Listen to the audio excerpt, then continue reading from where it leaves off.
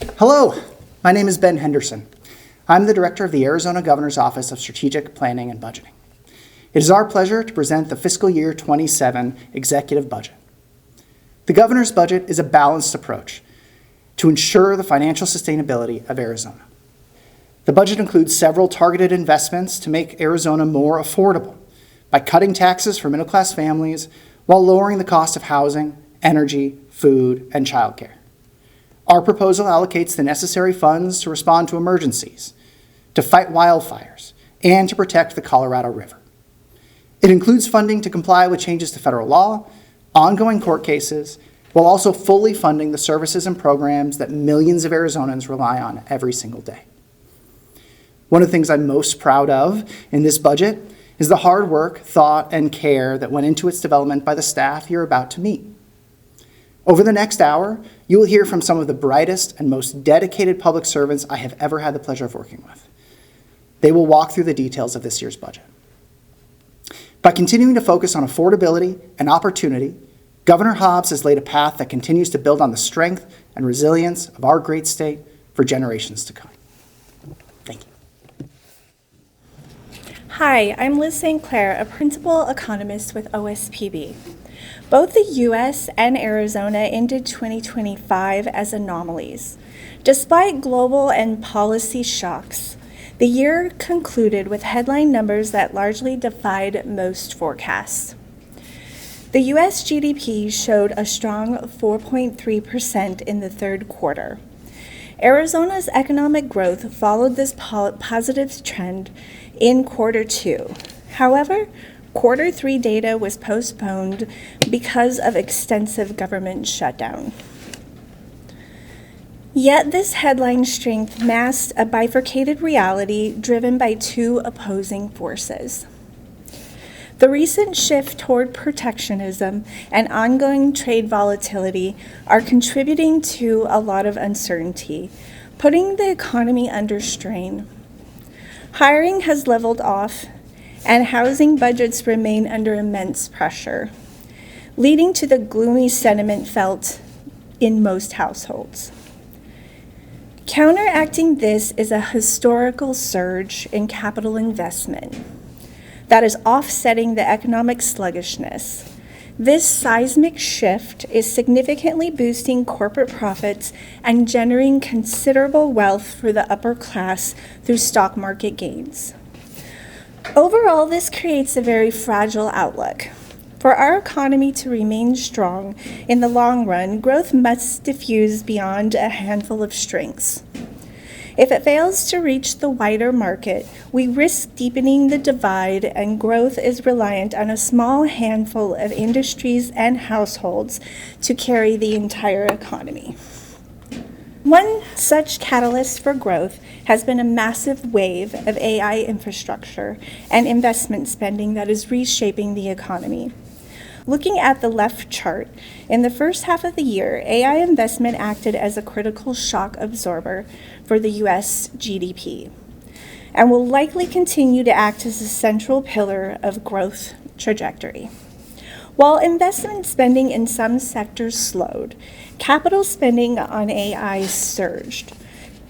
Estimates suggest that this single category was responsible for over half of all U.S. GDP growth in the first 6 months of 2025. Looking at the right chart, we see divergence in industrial production data as well. The broader manufacturing sector remains flat, constrained by high borrowing costs and future uncertainty. In contrast, the semiconductor sector has decoupled from that trend. Fueled by the race for AI chips, production is tracking at 14% higher than a year ago, with little signs of slowing down. The proliferation of artificial intelligence represents a tangible physical reality, anticipated to continue to fuel economic expansion through 2026. Outside of AI, the consumer is still a primary engine keeping GDP strong. Looking at spending using several measures, that overlay official government reports with real-time retail data indicates that the consumer remains stable and consumers are continuing to spend.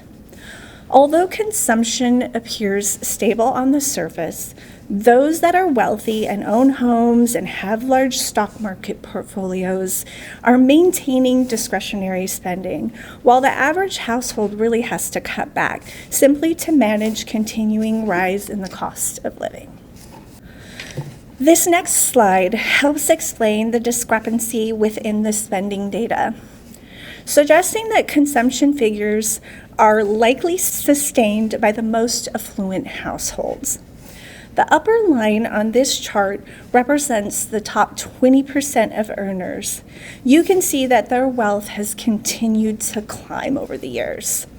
This group owns the vast majority of stocks and other financial assets, with over 40% of all stocks owned by just the top 1%. As markets rise, wealthy households get basically what's called a powerful wealth effect, giving them the confidence to keep spending on goods, travel, and services alike. In contrast, the mostly flat lines at the bottom represent the vast majority of working families. They don't own homes, they don't own stocks. Instead, they're feeling the full weight of continued high prices, forcing them to seek discounts or pull back on spending altogether. Our economic outlook assumes this high ending spending will continue to drive growth. However, this creates a concentration risk, with the reliance of future growth on a smaller share of the population. This slide shows one of the many consumer sentiment surveys, and it highlights yet another contradiction in the economy. The survey data is at recessionary levels, yet we're not in a recession. So confidence remains unequivocally low across all survey data. Consumers have revealed reduced confidence across all measures: jobs, incomes, future financial situations, and financial situations in the future. The existence of this disconnect is likely attributable to several different factors. One of those is the increase in inequality. The gloomy outlook coming from everyday Americans and Arizonans who are squeezed by the high cost. Additionally, consumers are responding to higher costs. Because the price of essential goods has stayed elevated, individuals feel the pinch of prices because their money does buy less. However, they continue to spend as long as their employment remains secure. Consumers are reacting to increased cost in the price of essential goods. And finally, survey data is often influenced by external factors. People may feel okay about their own finances, but remain very pessimistic about the country's overall economic outlook. Our outlook anticipates this divergence will persist. Nevertheless, the risk remains that this constant gloominess could ultimately cause consumers to curtail spending, thereby depressing economic growth. This section addresses a significant variable, the structural shift in federal trade policy. Given Arizona's significant role in the global supply chain, these changes have direct implications for our state's economic outlook. The average effective rate has risen to approximately 16.8%, according to the Yale Budget Lab estimates. This represents a level unseen in over 80 years, marking a very sharp decline from the stability we have known over the past several decades. The economic impact is complex and non-uniform. As the chart on the right illustrates, certain products like metal, apparel, and electronics face disproportionate price pressures. Simultaneously, varying rates for different trade partners are resulting in a complex realignment of established supply chains. This creates a significant uncertainty for businesses and importers. Beyond these direct costs, the outlook continues to be constrained by regulatory vagueness. With the Supreme Court reviewing the President's tariff authority, much of the policy still remains in legal flux. This forces many firms into a wait-and-see stance, deferring investments, and most importantly, hiring until the landscape stabilizes. Tariffs are a tax on things brought into the country, which slows down the whole economy and makes everyday life more expensive for regular people. So steep import taxes have effectively interrupted Arizona's recent inflation cooling trend, reintroducing upward price pressure on prices and affecting both businesses and households. However, despite this recent tick-up, Arizona's overall inflation rate remains low. For the past several years, Arizona's rate has consistently tracked below the national average. As of December, Phoenix inflation was 2.2%, better than the U.S. rate of 2.7%. Importantly, a low official inflation number does not equate to affordable living. Well-being requires continued investments into programs like the Governor Hobbs workforce programs that focus on growing people's wages to keep up with inflation pressures. While headline inflation remains relatively muted, it's useful to look at goods and services separately, as the chart shows. Services in the blue bars have decreased slightly over the past year, but have remained somewhat sticky at the national level. Goods, as indicated by the orange bars, are moving in the opposite direction. They have a reversed course and are now increasing, particularly in the sectors affected most by tariffs.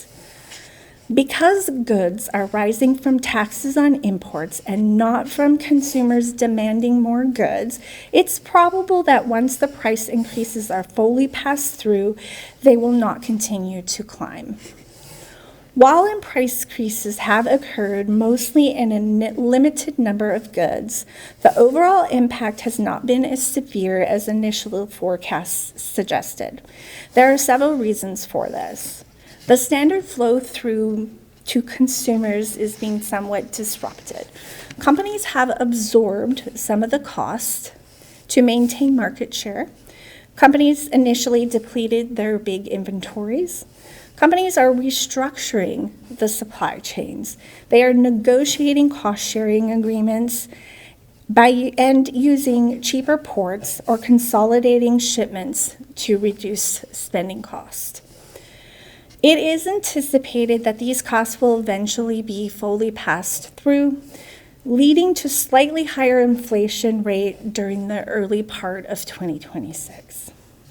Moving from inflation to the labor market, as the left chart shows, Arizona's employment, which is in the green line, has generally outperformed the U.S. for the last 5 years. However, we are now seeing a clear moderation.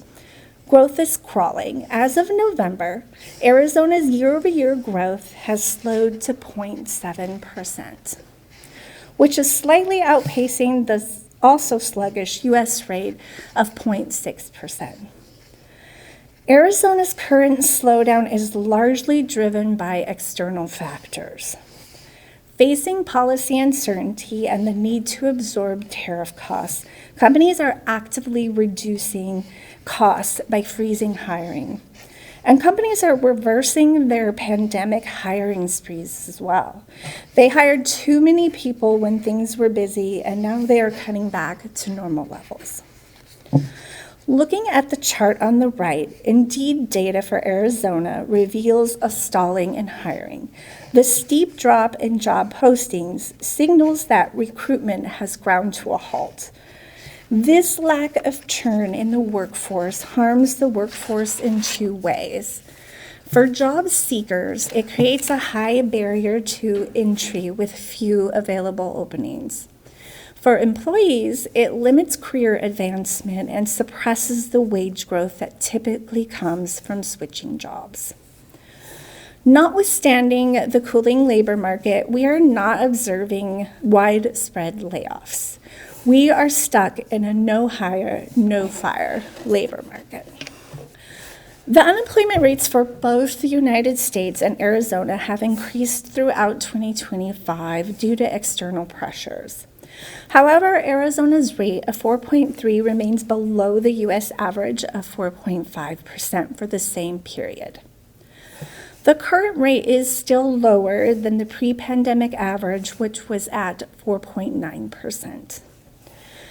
Indication of low layoff activity are evident in first-time unemployment claims that are down nearly 15% year over year.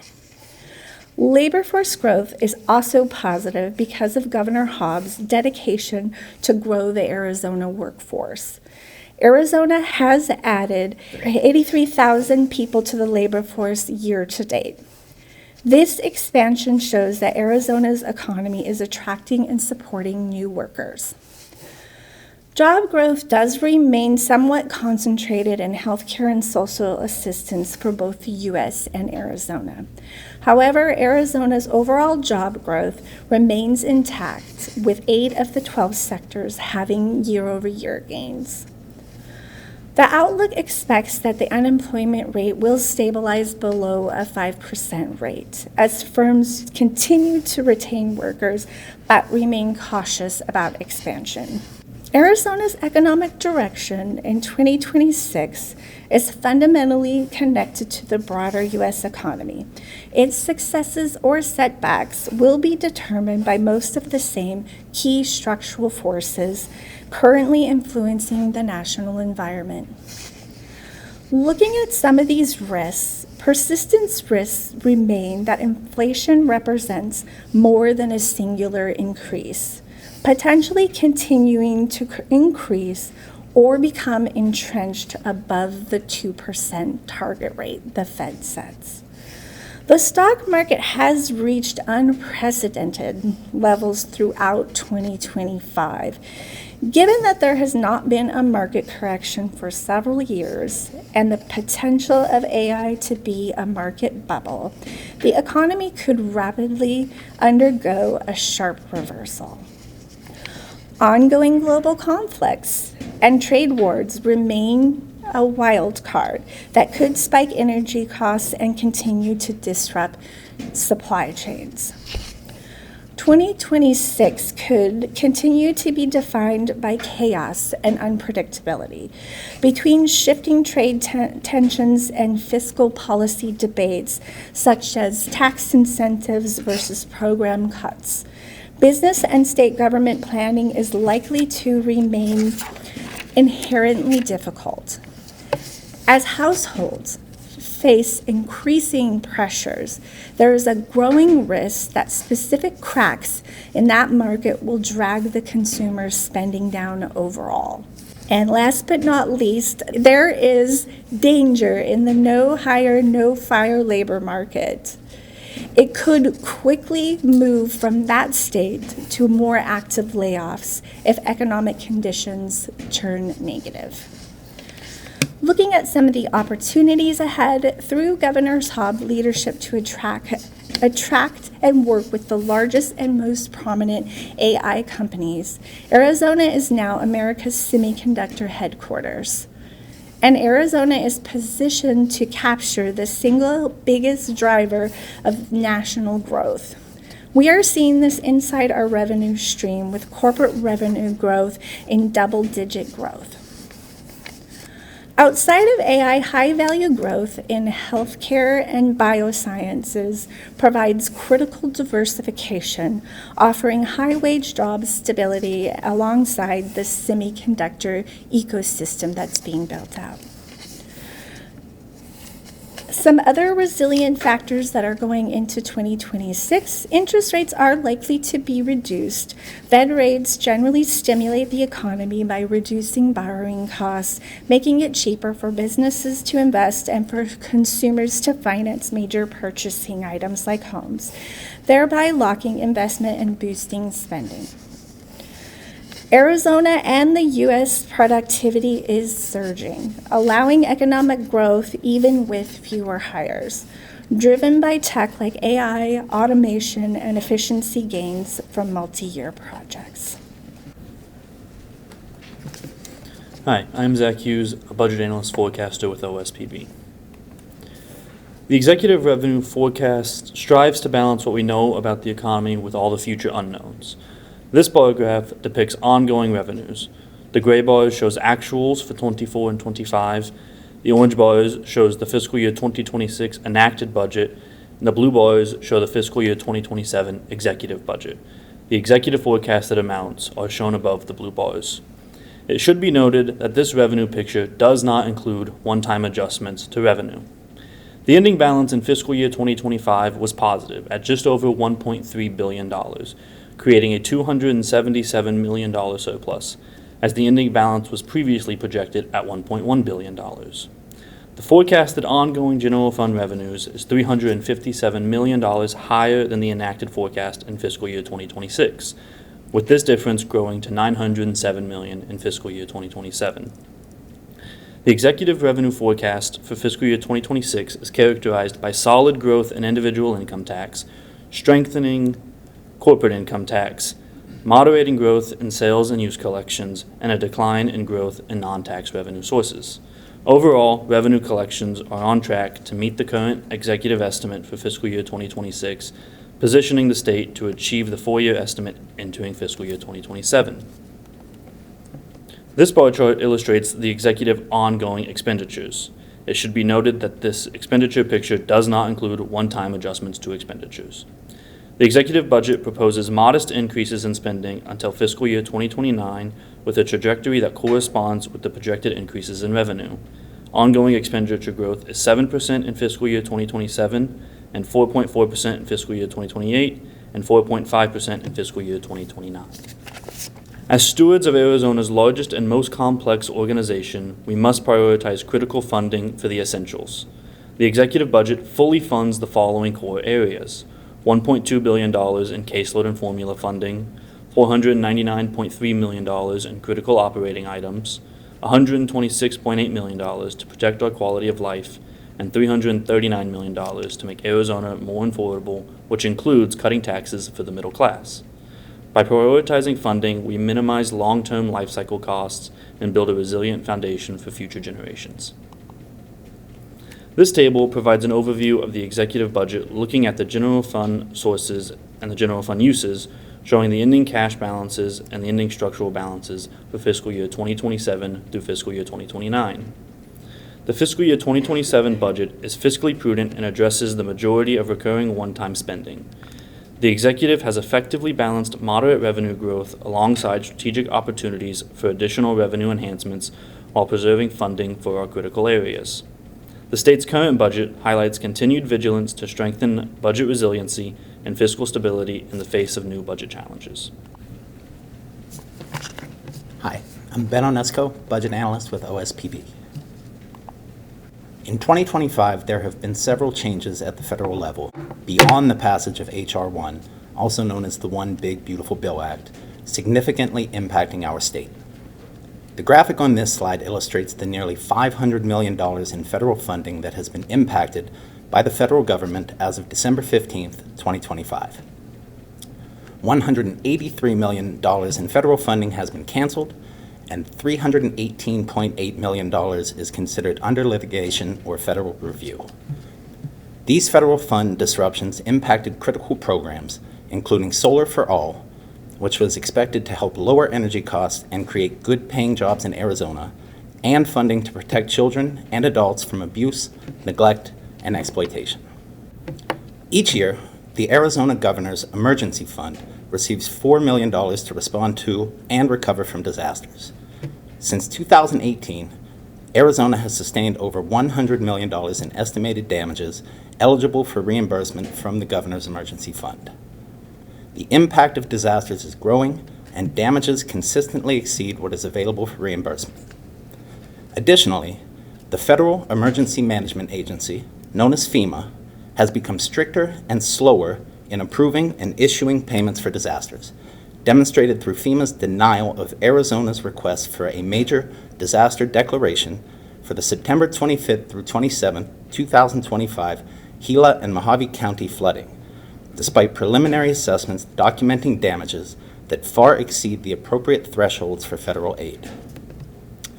To support local communities and ensure that the state is capable of responding to emergencies, the executive budget includes a one-time deposit of $20 million from the general fund into the Governor's Emergency Fund. The additional funding will ensure the state is able to continue protecting local communities that are impacted by disasters despite the increased unreliability of the federal government in times of emergency.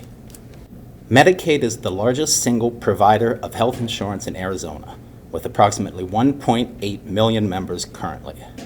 H.R. 1 represents the most significant changes to Medicaid since the Affordable Care Act. H.R. 1 significantly increases the administrative burden on states to administer Medicaid programs and negatively impacts health coverage and finances for the overall health care system. First, it imposes historic work requirements on about 380,000 members, which could lead to up to 190,000 Arizonans losing coverage. Second, it doubles the frequency of eligibility redeterminations for 380,000 members, which could result in up to 50,000 Arizonans losing coverage.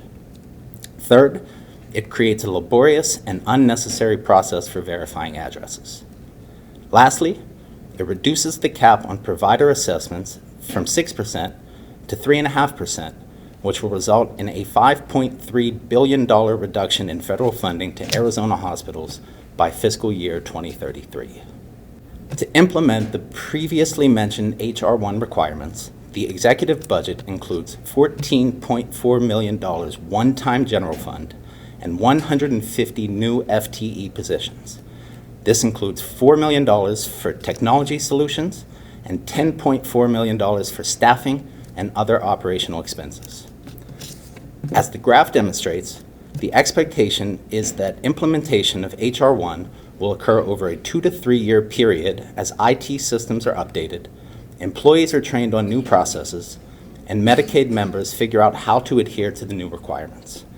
After this implementation period, the ongoing state burden will remain higher than pre-H.R. 1. To mitigate this and other negative impacts of H.R. 1 on Arizonans and hospitals, the executive budget makes several investments. First, $4.3 million is provided for critical access hospitals. This will provide supplemental funding pool that help rural hospitals offset some losses in federal revenue. Second, $4 million is for the 988 Crisis Services Hotline to ensure all calls are answered and Arizonans are connected to critical behavioral health services. Third, $3.2 million is set aside to help Arizonans navigate new Medicaid requirements, as well as connect with other needed medical and social services. Fourth, $500,000 is provided to continue funding AZ Reach, a critical service needed to facilitate medical care transfers between hospitals.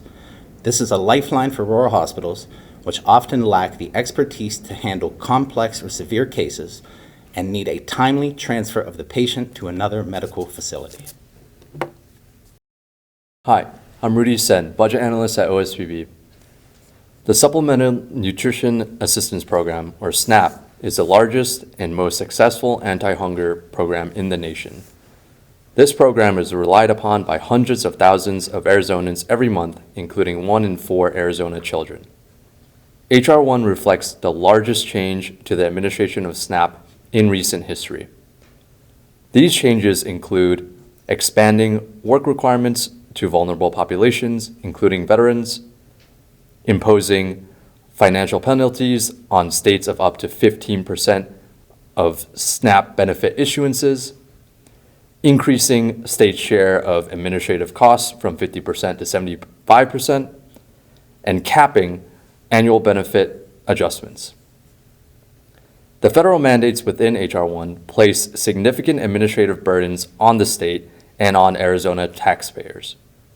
It is projected that the federal government will experience savings of approximately $75 million, while Arizona is now faced with a bill of $48.4 million in new administrative costs.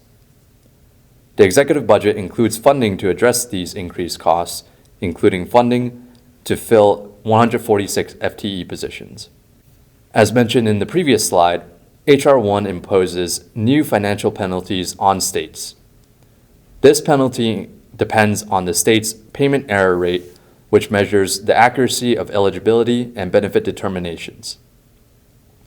In order to avoid a financial penalty, states must reduce their payment error rate below 6%. As the graph illustrates, very few states currently fall below this 6% threshold. Arizona had the 17th best payment error rate in the nation at 8.8%.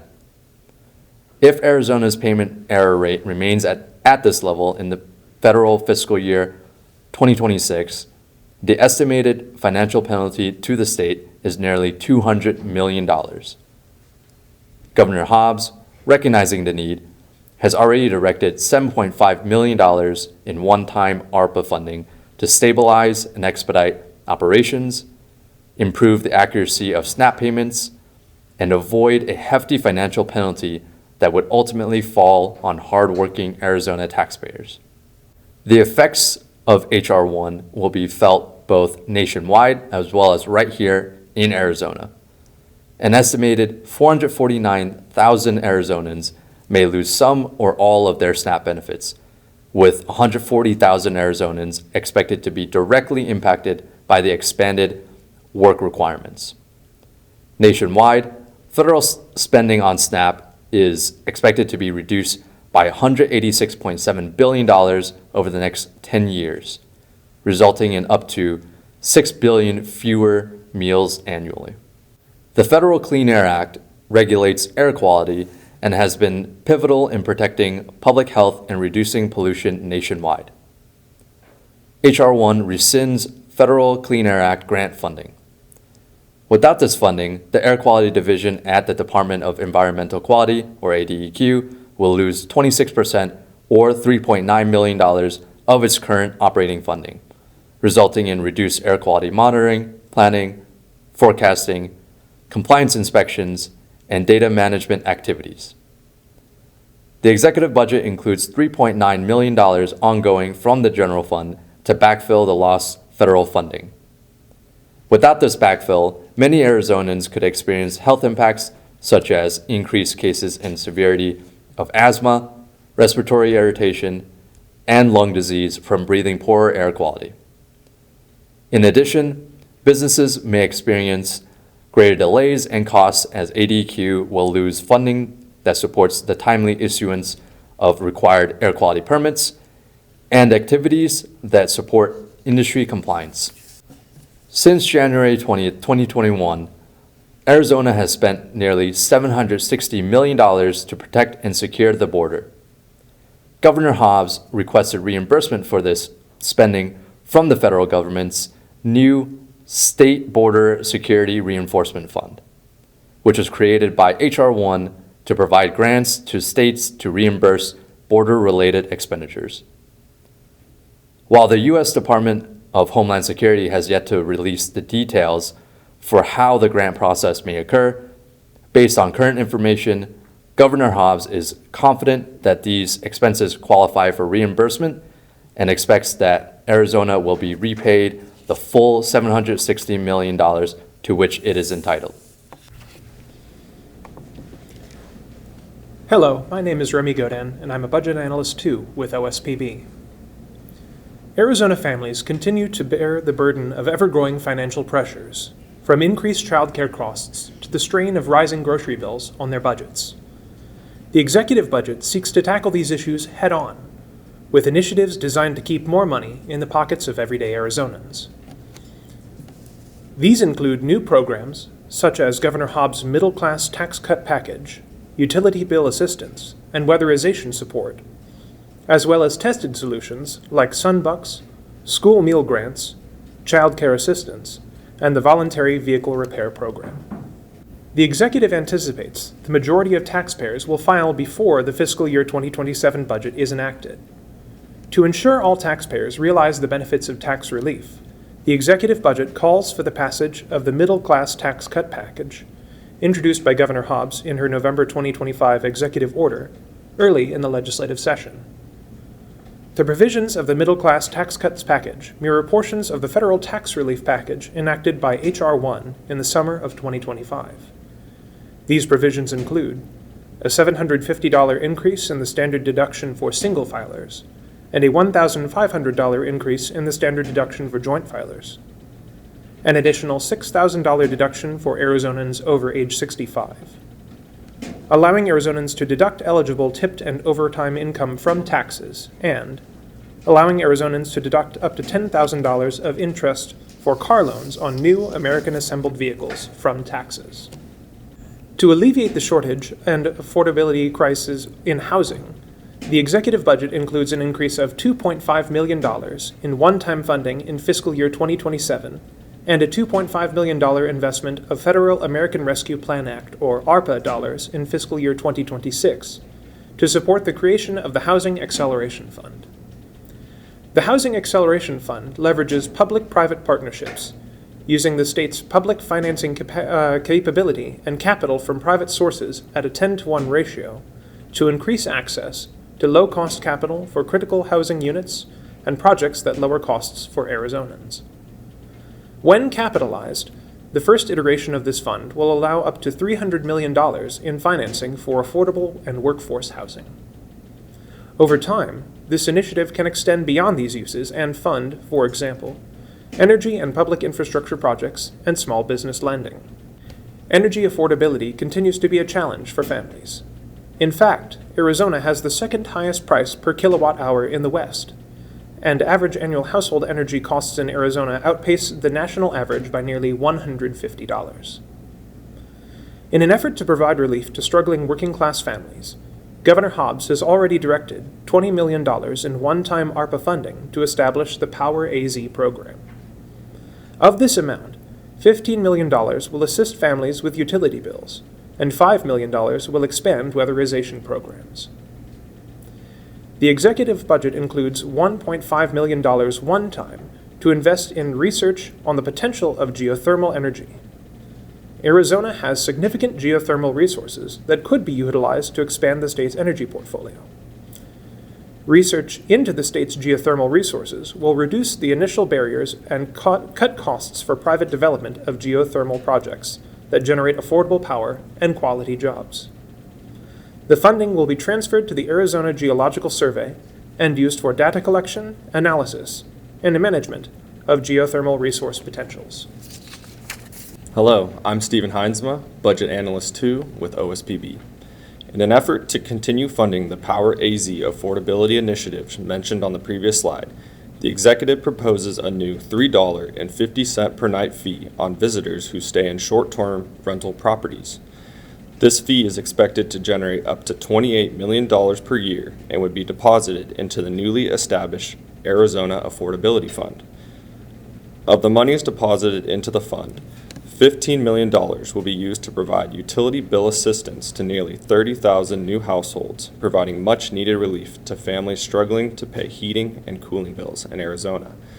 $3 million will assist working-class families with costly home repair projects to facilitate weatherization and address health and safety concerns. Any additional funds will be deposited into the Housing Trust Fund to continue to support the construction of new affordable housing units and other initiatives to keep Arizona's housed. The executive budget includes two notable investments to lower the cost of food for Arizona families. First, $3.8 million is included for school meals grants that reduce or eliminate the school meal copay for families who are eligible for reduced price school meals. This investment will provide free breakfast and lunch to approximately 40,000 students. Second, $1.8 million is included in both fiscal year 2026 and fiscal year 2027 to continue the Sunbucks program. which provides working-class families a $120 grocery benefit that may be used during the summer months when food insecurity for children is often worsened. Without the continued funding, around 640,000 Arizona children will face increased food insecurity over the next 2 summers, and the state will forfeit an estimated $157.3 million in federal funding.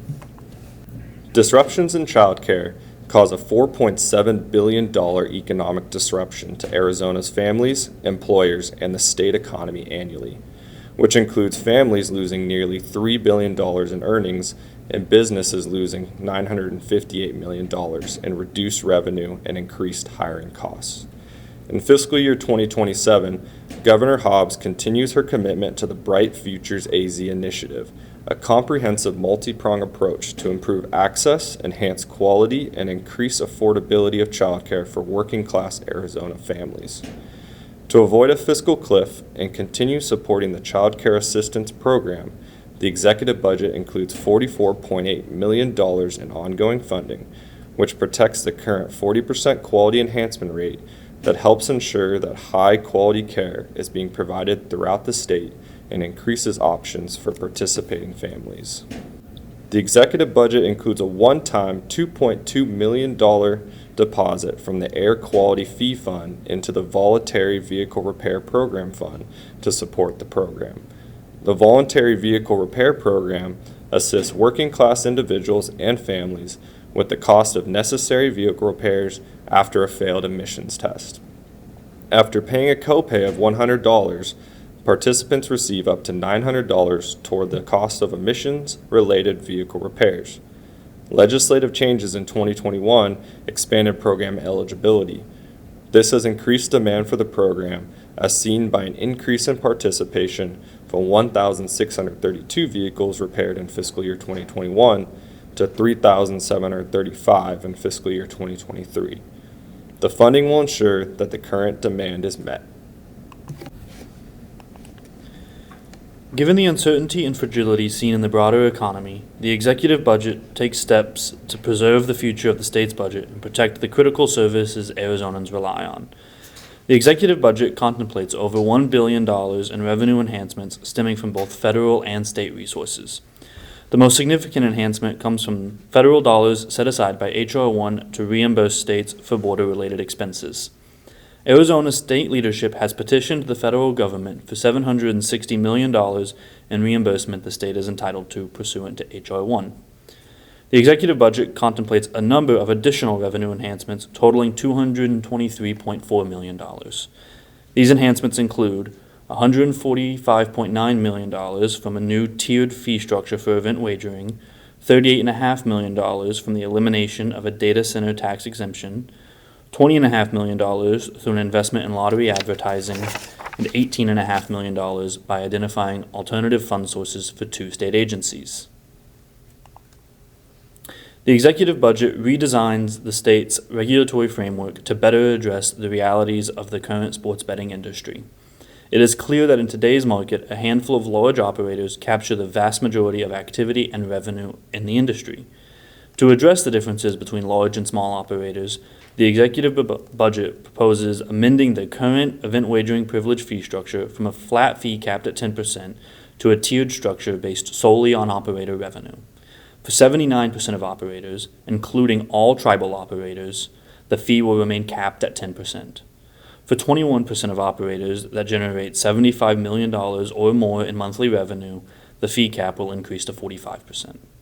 This updated fee structure shifts Arizona from having the 5th lowest in the country to being more aligned with the national trend. The executive budget eliminates the tax exemption on data center equipment purchases. The exemption was established in 2013 as a way to attract the data center industry to Arizona. It has worked exactly as intended and helped grow Phoenix into the 2nd largest market for data center development in the country. The executive moves to eliminate the exemption as it is no longer necessary to attract an industry that has now firmly established itself in Arizona. By eliminating the exemption, the executive budget recovers over $38 million in TPT revenue and protects against significant future revenue loss. In just 4 fiscal years, the cost of the exemption has grown over 3,000% with no signs of slowing growth. Hello, I'm Amy Edwards-Holmes, the Director of the Arizona Capacity and Efficiency Initiative. The executive budget establishes the Arizona Capacity and Efficiency Initiative, a statewide effort to make government simpler, stronger, and identify savings. The statewide strategy includes targeted efficiency goals that are projected to save more than $100 million through reduced duplication, refined procurement, modern technology adoption, improved data use, and workforce-centered innovation over the next 3 years. The budget includes up to $40 million in projected savings for procurement standards and consolidations, including new hourly rate standards for temporary labor contracts that establish minimum and maximum hourly rates for common roles. And it sets targets to reduce the number of vendors for common goods and services to leverage the collective buying power of the state.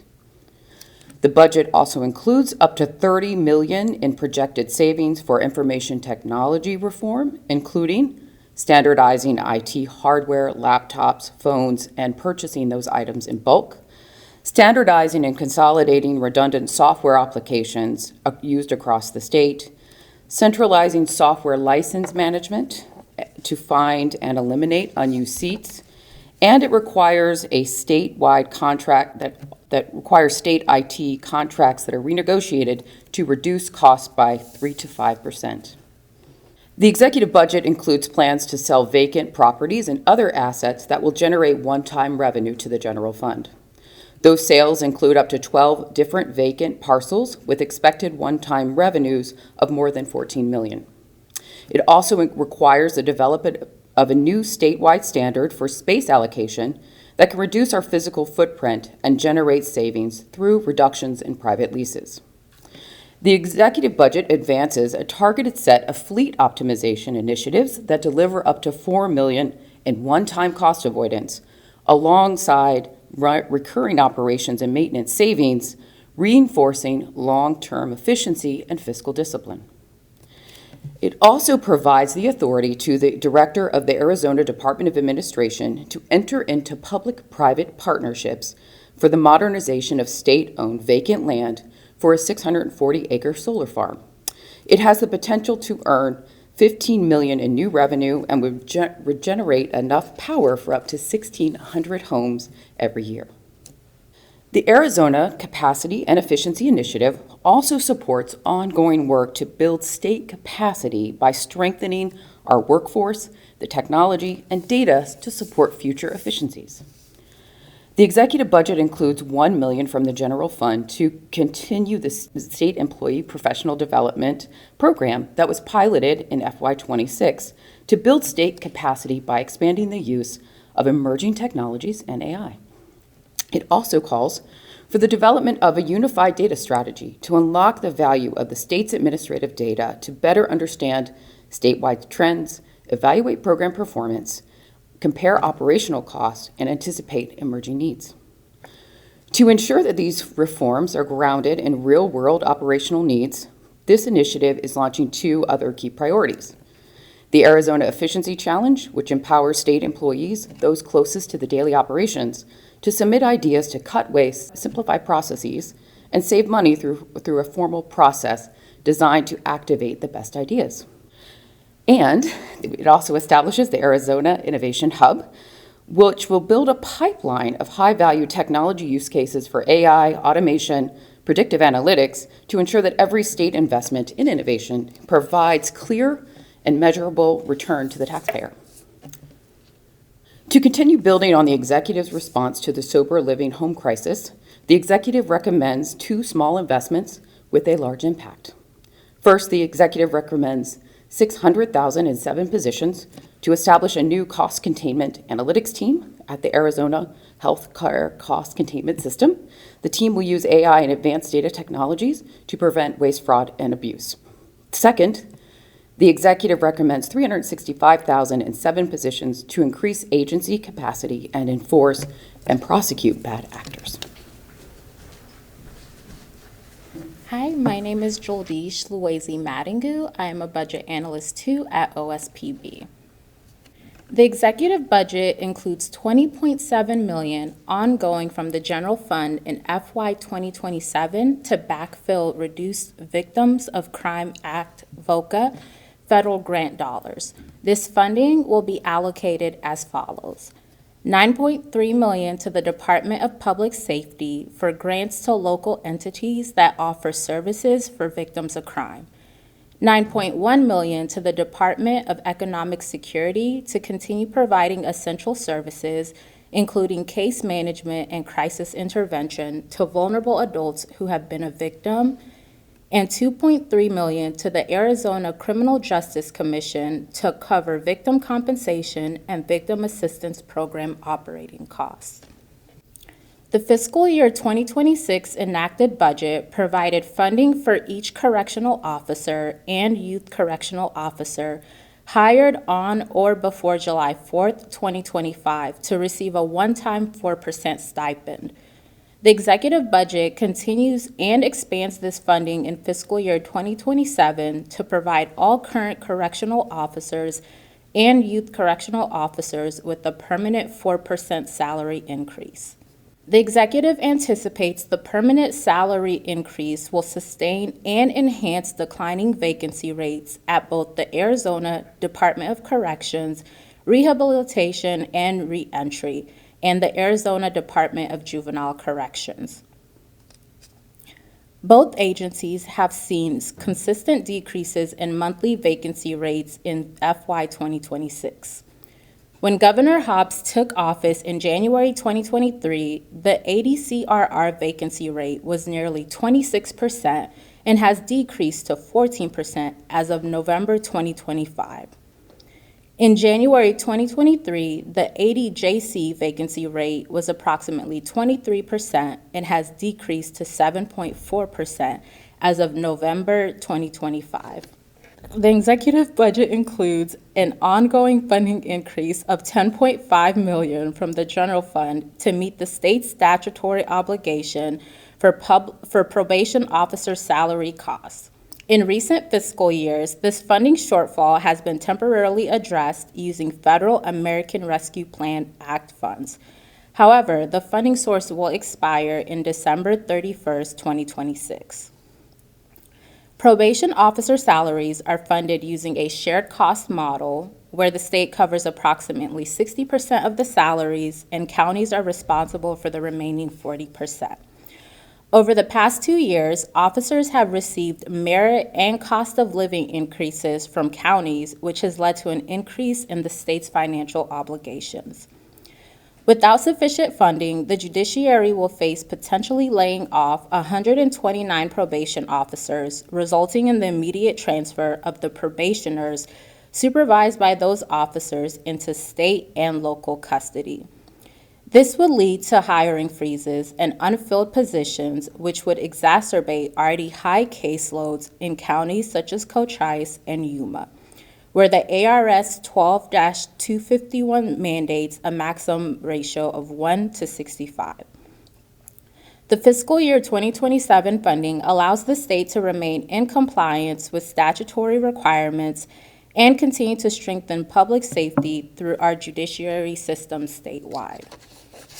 To combat the spread of fentanyl and mitigate the ongoing public health crisis, the executive budget includes $7 million from the general fund and $2 million from the Border Security Fund one time to strengthen law enforcement efforts to reduce the flow of illegal drugs into the state. Funding will be used to provide grants to local law enforcement agencies to bolster drug interdiction efforts, expand the Arizona National Guard Counter-Drug Task Force activities, and partnership with local law enforcement through Task Force SAFE, and support Operation Desert Garden, the multi-agency effort to disrupt transnational criminal activity. The executive budget also includes an ongoing appropriation increase of $765,000 from the general fund to continue operations of the Arizona Department of Homeland Security's Border Coordination Office after federal funding expires. The office directly supports Operation Desert Garden and serves as the central point of communication to ensure unified communication across all levels of government in responding to and improving border security. Hello, my name is Olivia Luttinger, and I'm a budget analyst at the OSPB. The Major Incident Division, also known as the MID within the Department of Public Safety, was created in the fiscal year 2023 enacted budget to investigate critical incidents involving peace officers within any state or local law enforcement agency in Arizona. The executive budget aligns with the original 3-year budget plan by including an additional 50 full-time employee positions for the MID in fiscal year 2027.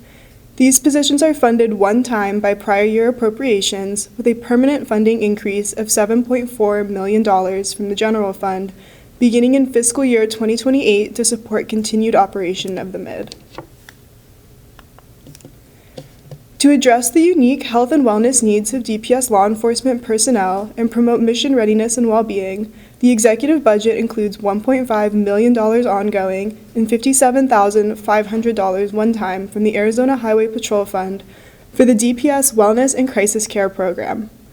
The program is intended to provide support tailored to the specific needs of law enforcement personnel beyond what is currently available through the state's Employee Assistance Program, offer advanced training to increase skills and capabilities during crisis-related calls, and connect victims of crime to advanced crisis care support.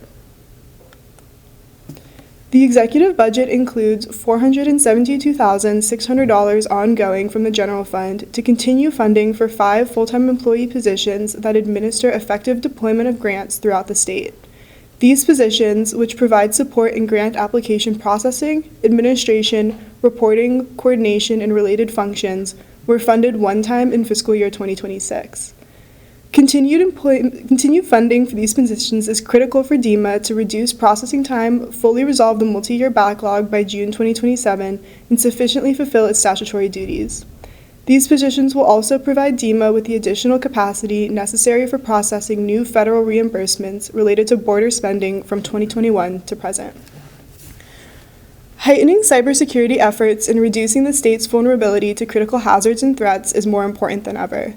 To respond to these rising threats and keep the state's programs and services protected, the executive budget includes a $10 million one-time increase from the general fund to preserve current programs and services through the enhancements of the statewide cybersecurity grant special line item, which provides shared cybersecurity services to local and tribal governments in Arizona free of cost. The success of the statewide cybersecurity grants SLI has led to more demand than capacity allows. To address demand for both cybersecurity tools and cybersecurity expertise, the executive budget enhances and strengthens the statewide cybersecurity grants SLI to become Cyber Ready Arizona SLI. Through the Cyber Ready Arizona SLI, the Arizona Department of Homeland Security will increase its capacity to provide cybersecurity tools as well as technical expertise and support to public sector organizations and state agencies. The Cyber Ready Arizona SLI will provide the necessary support for the state and local entities to preserve and protect their digital environments from bad actors.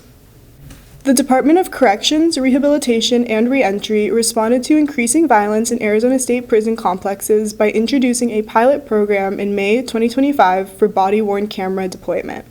Between May 2025 and October 2025, ADCRR reported a 40% decrease in staff assaults with injury, a 20.3% decrease in major disciplinary violation resolution time, and a 6.8% decrease in the use of force incidents in units with body-worn cameras deployed. The executive budget includes a $5.1 million of one-time funding in fiscal year 2027 to begin a 3-year phased expansion of body-worn cameras to all units not included in the PI grant program, to continue addressing prison violence and supporting correctional officers. Hello, my name is Jessica Donahoe, Budget Analyst at OSPB. In April 2025, Arizona became the 7th state to join Reentry 2030, a bipartisan national initiative to assist states in breaking down barriers for formerly incarcerated individuals. Arizona's reentry program serves as a pivotal role in supporting the state's efforts towards achieving Reentry 2030 goals, including increasing the number of incarcerated individuals employed 1 year after release by 20%. Over 7,000 individuals annually rely on the critical services provided by this program, which helps them secure employment and therefore reduces the likelihood of being incarcerated again. Historically, Federal Workforce Innovation and Opportunity Act, or WIOA, funding has been used to cover costs associated with the reentry program. However, the state's WIOA award is expected to decline by nearly 10% in fiscal year 2027. To address this fiscal cliff due to federal funding cuts and support the state's efforts in Reentry 2030, the executive budget includes $3 million to continue the reentry program. The executive budget includes one-time investments to maintain funding for multiple education-related programs, including $6 million for the Community College Adult Education Workforce Program, which assists community college students in obtaining industry-recognized credentials and a community college certificate. $2 million for the Adult Workforce Diploma Program to help adults access free online courses to earn a high school diploma. $1.5 million for the Dual Enrollment Student Development Program, which increases access to college-level courses for high school students. Lastly, $1 million for the Continuing High School and Workforce Training Program to provide adults with alternative study services that lead to the issuance of a high school diploma. The executive budget includes a one-time increase of $10 million from the general fund to mitigate the effects of heat on vulnerable Arizonans through multiple investments, including $4.2 million for cooling centers and heat relief, which will be used for items such as retrofitting storage units into cooltainers, providing essential heat supplies, and operational costs of mobile and grant-funded cooling centers. $3.7 million for heat relief training, which will be used for items such as training for EMS personnel, expanded Industrial Commission of Arizona training, and compliance efforts surrounding heat issues for workers, and training and outreach to encourage adoption of the most recent international building codes for more insulated buildings. $1.5 million for call center operations for a statewide heat call center that serves as a vital, nonprofit-like information and referral service during the extreme heat season. $500,000 for critical transportation services to help individuals stay safe during extreme heat conditions. Lastly, $130,000 for a medical examiner database, which will be used to aid in the design, maintenance, and communication of data regarding heat-related deaths.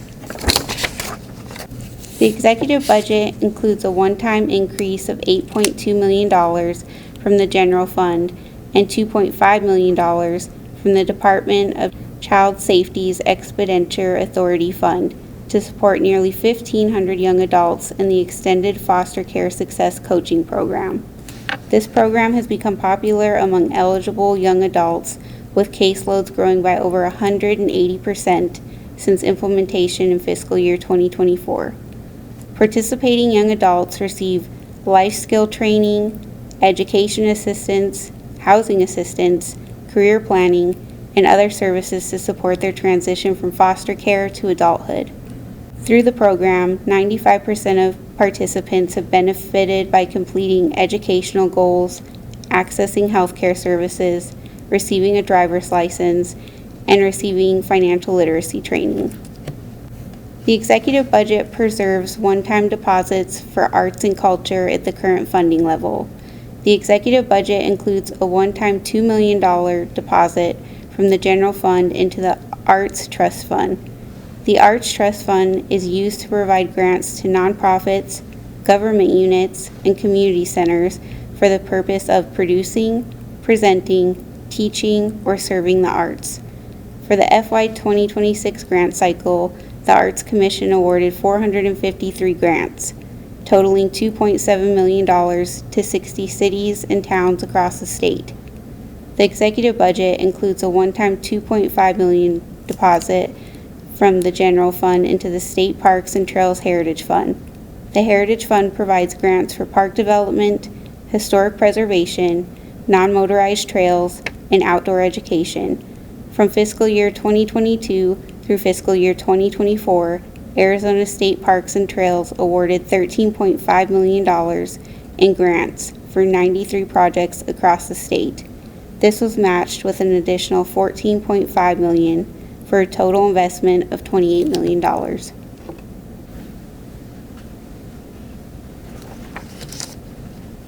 Hi, I'm Kristen Mata, a Budget Analyst 1 with OSPB.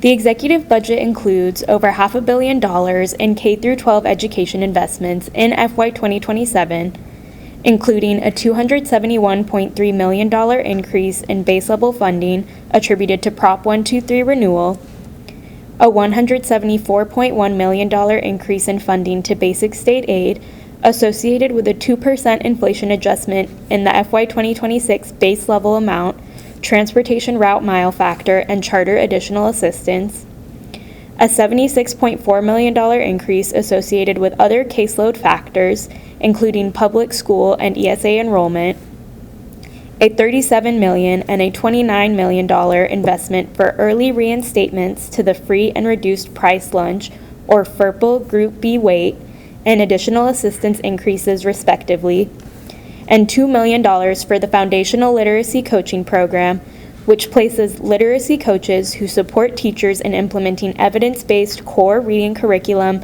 instruction, and assessment in eligible schools. Additionally, the Department of Education reports that since the universal expansion of the Empowerment Scholarship Account, or ESA program, in school year 2023, 60% of ESA vouchers have been awarded to participants with no history in the public school system. Since a majority of the universal ESA population has no history in public school, this generates a new cost to the general fund. Without action, the universal ESA program costs are projected to surpass $600 million in FY 2027. The executive budget implements a flat income cap that repeals prior and future year eligibility for universal ESA students whose household income is $250,000 or greater beginning in FY 2027. The projected annual general fund savings by this reform is $89.3 million. Additionally, the executive budget introduces common reporting requirements across district, charter, and ESA recipient schools and eliminates universal ESA account carry-forward balances by reverting all unspent amounts at the end of each fiscal year. These efforts will help eliminate fraud, waste, and abuse in the program and ensure that taxpayer dollars are being allocated effectively.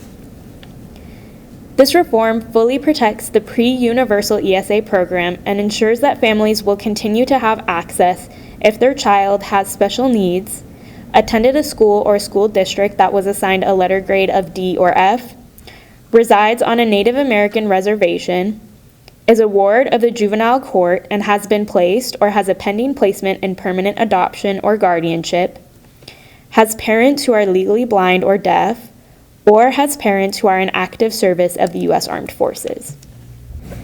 The executive budget puts forth a Proposition 123 renewal plan that increases the distribution rate from the Permanent Land Endowment Trust Fund, or PLEDF, to the public school system to 6.9% to provide new additional funding to basic state aid and to address school facilities needs. This represents a 4.4% increase over the current 2.5% distribution that has been active since the expiration of Prop 123 on June 30th, 2025. Restoring the Prop 123 distribution to 6.9% is projected to increase the distribution from the PLEDF to public education from $189.8 million to $523.7 million in FY 2027. After accounting for the $189.8 million attributed to the baseline 2.5% distribution, which funds basic state aid and the classroom site fund, this leaves $308.1 million in new funding to the K-12 public education system. Of this new funding, $271.3 million will contribute to a base level increase that supports our public schools, and $36.8 million will be used to fulfill the debt service payment on a historic $1.5 billion school facilities building renewal bond, which will help address the current and future building renewal needs. The executive's Prop 123 renewal plan leverages the PLETF to increase per-pupil funding amounts and ensure that school facilities receive the necessary funding to maintain safe and healthy learning environments without an additional burden to Arizona taxpayers. In accordance with the School Facilities Oversight Board's December 2025 meeting, the executive budget includes $94.1 million one-time to finish 3 new schools under construction and $40.1 million one-time for new school construction costs. The new school construction projects include new construction at Agua Fria Union, site conditions at Agua Fria, Chino Valley, and St. David, and a land donation at Litchfield. To address Medicaid caseload and capitation rate changes in fiscal year 2027, the executive budget includes $331.1 million general fund, $40.2 million other funds, and $632.7 million in federal fund expenditure authority. The primary factors leading to the recommended dollar amounts are a 4% capitation rate increase in fiscal year 2027, incorporation of fiscal year 2026 mid-year capitation rate increases, static membership growth, a 0.53% decrease in Arizona's federal match rate for Medicaid. The graph illustrates how changes in access membership have corresponded to capitation rate changes over the past several years. Prior to COVID, access capitation rate changes averaged 3.2% per year, substantially below the national average growth of 5.1%. During COVID, membership surged due to federal requirements, and capitation rate growth declined to as low as 0.81% in fiscal year 2024. Actuarial analysis indicates the significant increase in members held capitation rates lower because healthier members tended to remain enrolled but did not utilize many services. After COVID, membership has declined consistently. An opposite trend has emerged where healthier members have tended to disenroll, while less healthy members have remained enrolled. This has resulted in the cost to treat the average Medicaid member to grow and increases the capitation rate necessary to keep access health plans financially solvent. In fiscal year 2027, the executive budget includes $298.8 million from the general fund and $673 million in federal expenditure authority for Division of Developmental Disabilities, or DDD, caseload adjustments. The primary factors leading to the recommended dollar amounts are a 4% capitation rate increase in fiscal year 27, incorporation of an expected fiscal year 26 mid-year capitation rate increase, 5.3% membership growth, a 0.53 percentage point decrease in Arizona's federal match rate for Medicaid.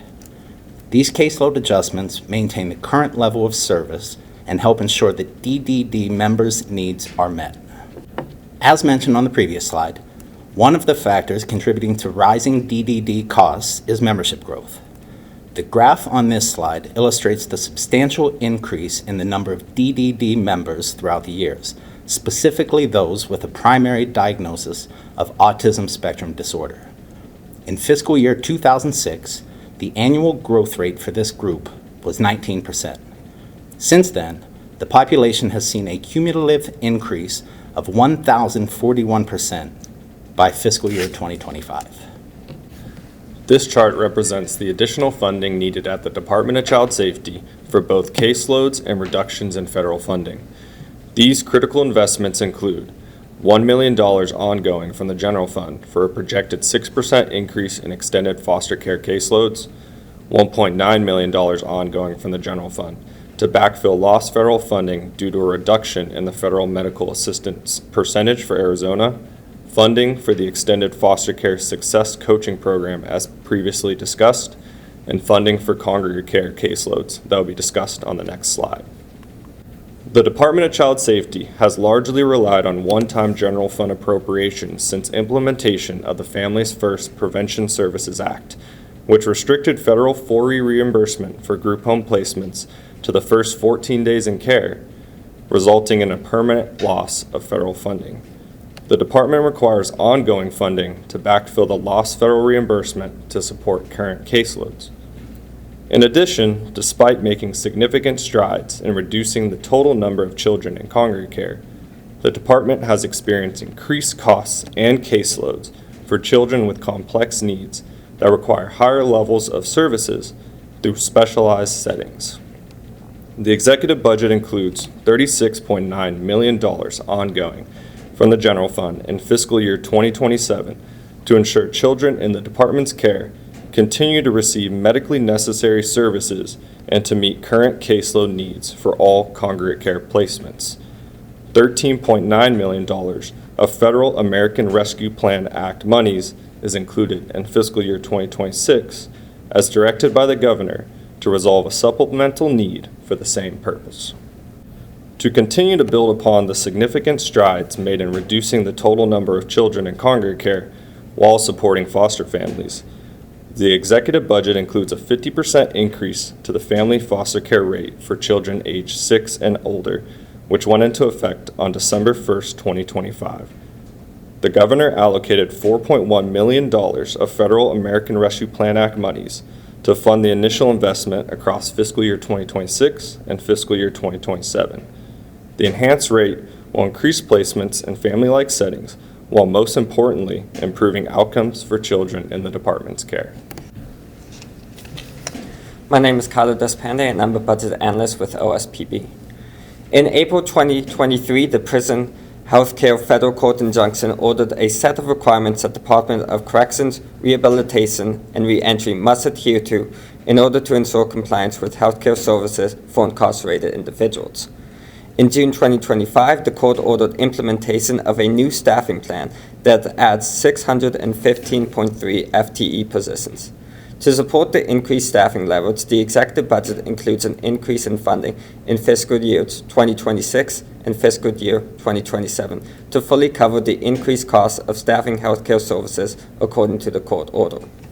In fiscal year 2025, more than $179 million has been allocated to implement essential changes in healthcare services and enhance conditions for incarcerated persons.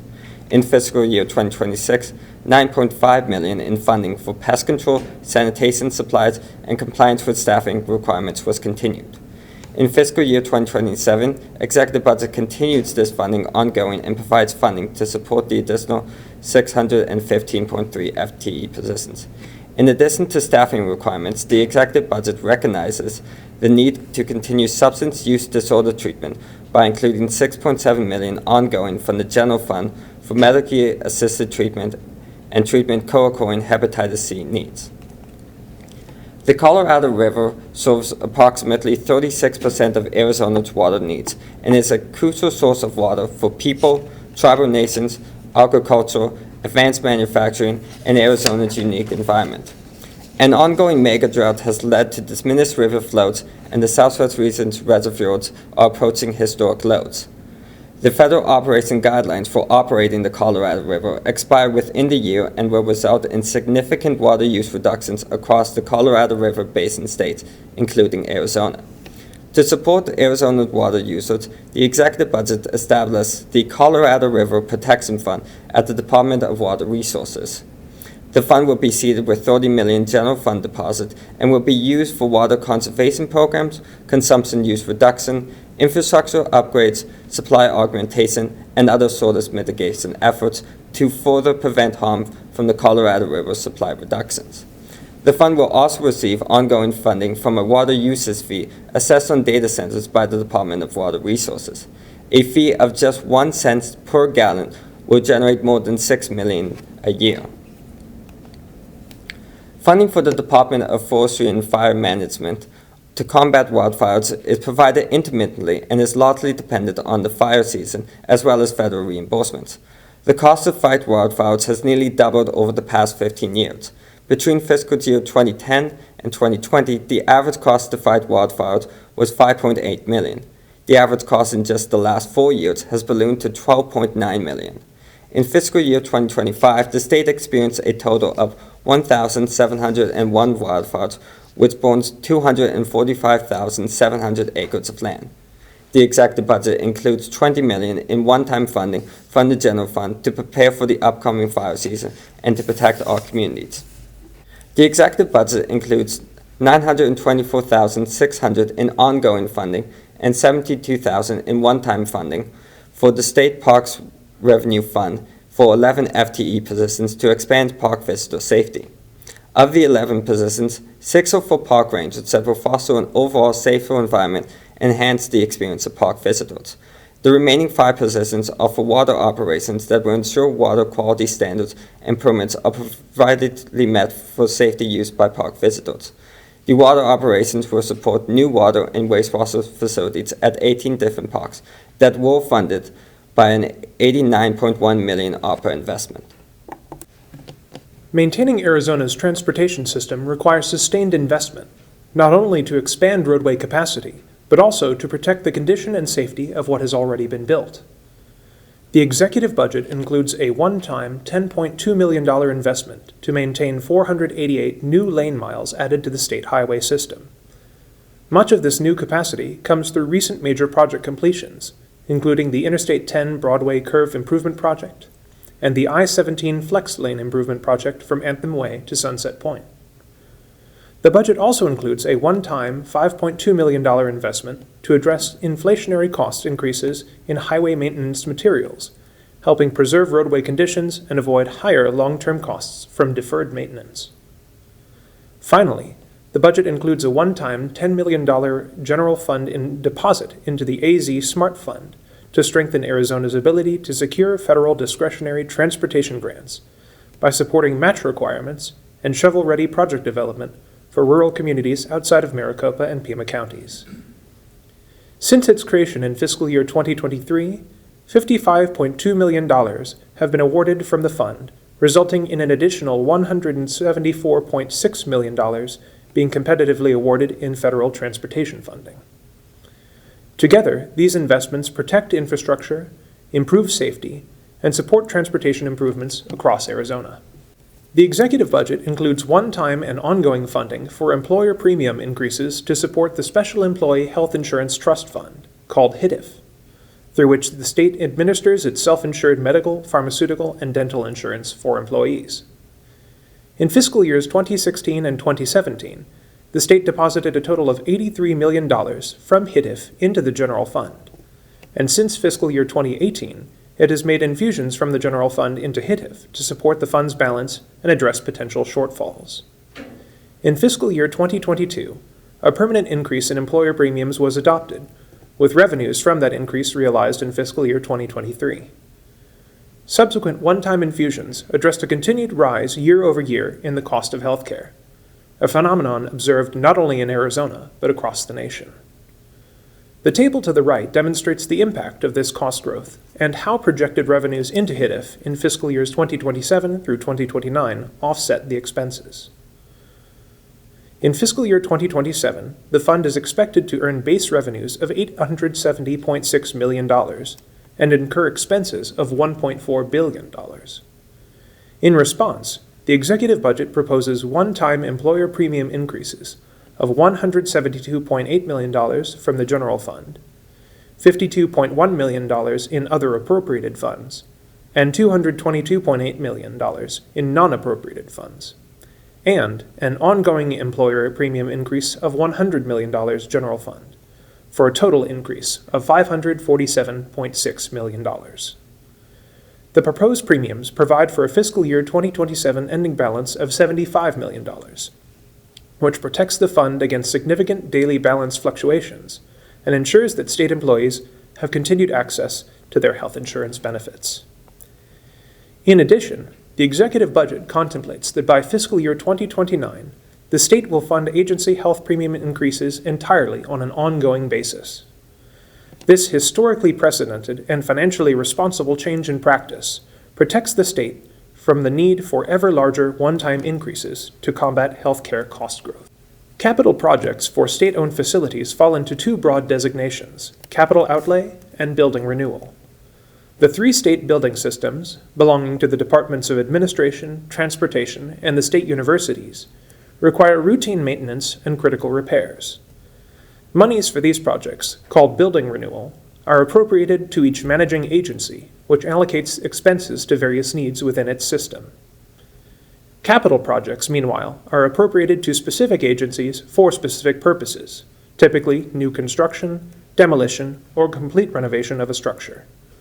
Or they may address critical repairs or fire and life safety needs. These may come from statewide or agency-dedicated fund sources. In fiscal year 2027, the executive budget includes $38.3 million in one-time investments from the general fund and $73.1 million from other appropriated fund sources.